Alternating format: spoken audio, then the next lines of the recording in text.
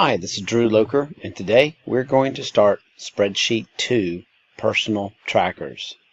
Begin by going to your Google Classroom, find SS2 Personal Trackers. Click on Create Sheets.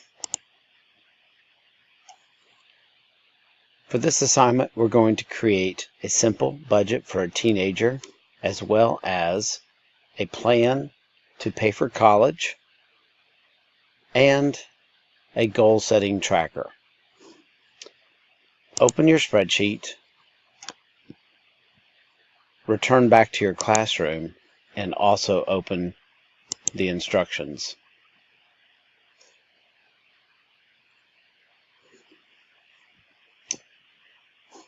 At the top of the instructions, click on Assignment 2, Personal Trackers. And that will take you to a bookmark further down the page. And you'll see that this is Activity 4. So Assignment 1 was Activities 1, 2, and 3. And the next 3 activities fall underneath the Assignment 2 and should be in their own brand new spreadsheet. So let's begin with the end in mind. One of my favorite quotes from Stephen Covey. And here we see that we're going to build a simple spreadsheet that tracks some basic expenses that you might incur as a 16-year-old. So this is a few years from now, but I'd like to have you go through the steps of creating that budget. And a little later we'll look at an advanced budget and why we want to learn how to do a simple budget.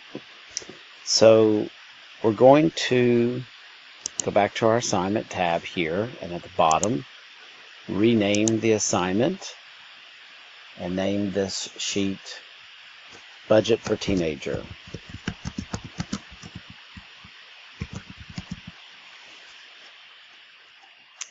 And you can also move your name to the end of the title, because Google Classroom likes to put your name out in front, and that's good for me, but not necessarily good for you.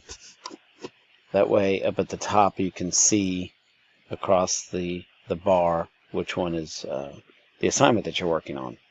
Alright, so this is the sheet, and this is the entire workbook. So we have one worksheet in the workbook. The workbook is SS2 Personal Trackers.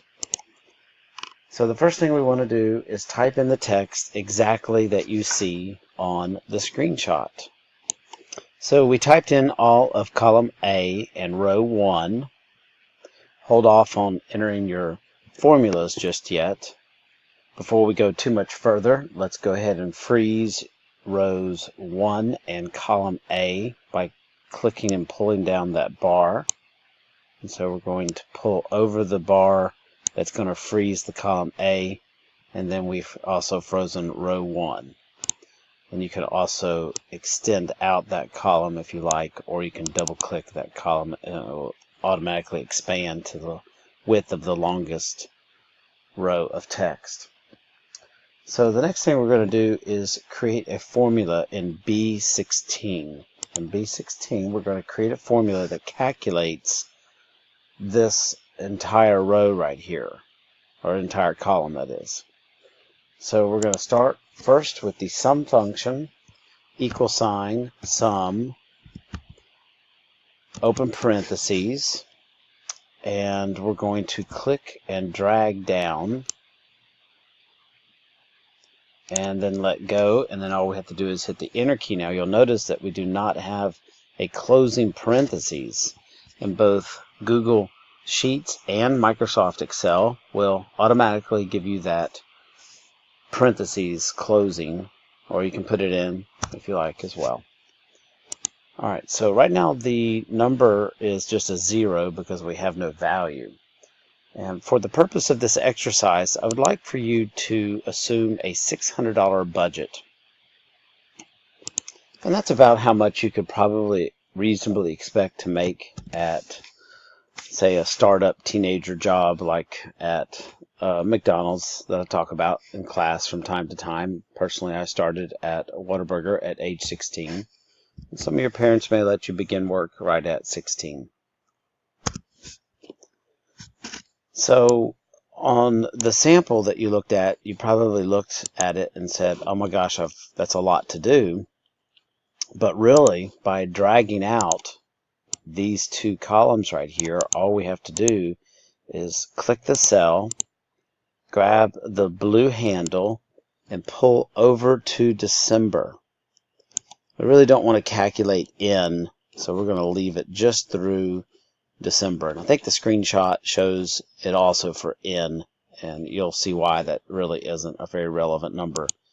And then you can also go ahead and pull over the December values, and assuming that you make $600 all year long each month, then you can just pull that number across. If you're going to mow yards or babysit in some months more than others, you can actually increase the value. So let's say you have a normal job working at, say, a fast food restaurant, but during the summer you plan to maybe mow some extra yards or mow some yards.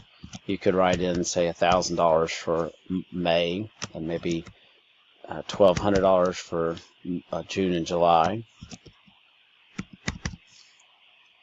Or maybe you'll do some extra babysitting during those summer months. All right, so the next thing we want to do is build one more formula in the column N. And this one, we want to calculate the amount that is saved or spent during the course of the year. So we're going to put in our equal sign, the sum, the open parentheses, and Google is waiting on the range. So we're going to pull that range out. And again, we just hit the enter key to terminate and accept, and it will go ahead and close the formula right there for us.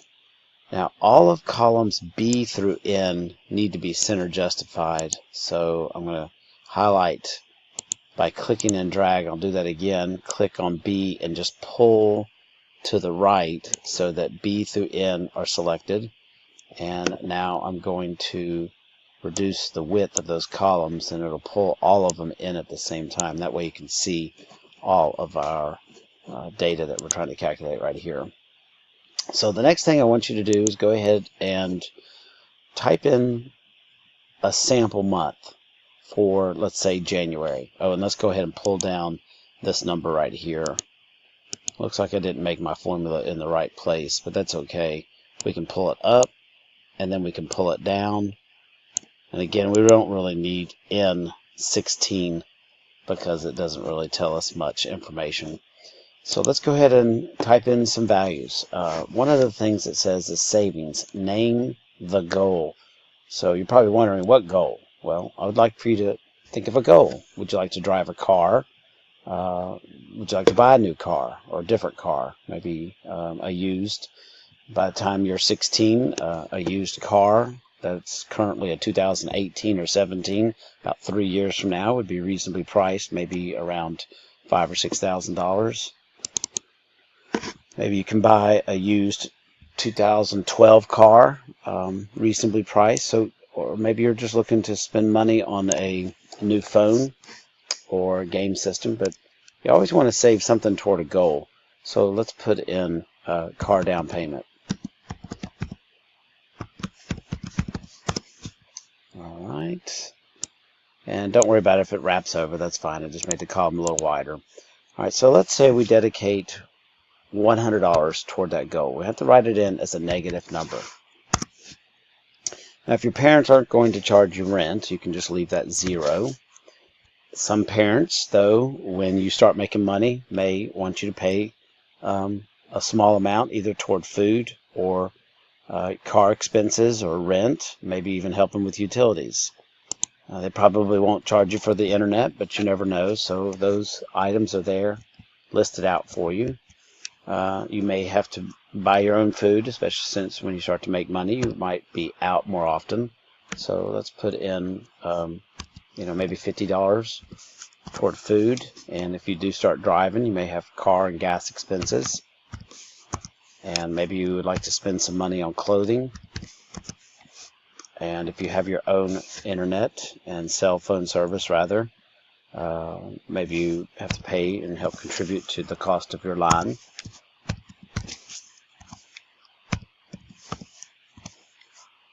And the college goal right here, I really want you to try to dedicate some money toward this. Even this is a fictional budget that you're working on, but at the age of 16, hopefully you're well underway in applying for scholarships, and you've been saving. Maybe your parents or grandparents have been saving money for college, and now it's your turn, now that you're making money, to try to put some money toward college.